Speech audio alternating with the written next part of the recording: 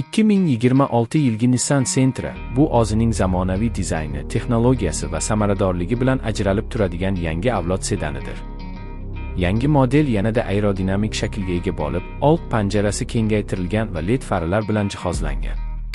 Tashqi ko'rinish sport uslubida yaratilgan, orqa tomoni esa agressiv dizayn bilan avtomobilga joziba bagishlaydi.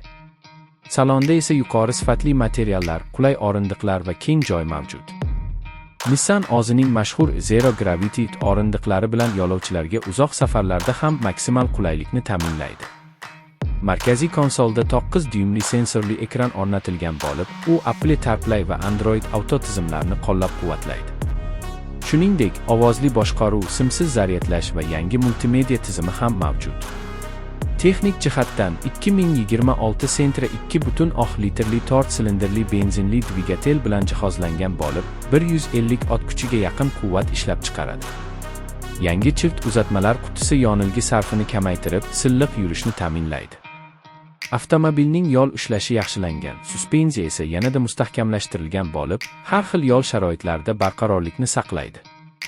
Xavfsizlik sohasida esa Nissan Safety Shield 360 tizimi bilan jihozlangan. Avtomatik tormozlash, yo'ldan chiqib ketish ogohlantirishi, kor joyini aniqlash tizimi va adaptiv kruz nazorati kabi funksiyalar haydovchiga ishonch beradi.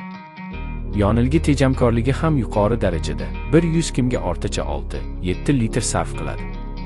Bu uni shahar hayoti va uzoq masofali safarlar uchun ideal tanlovga aylantiradi.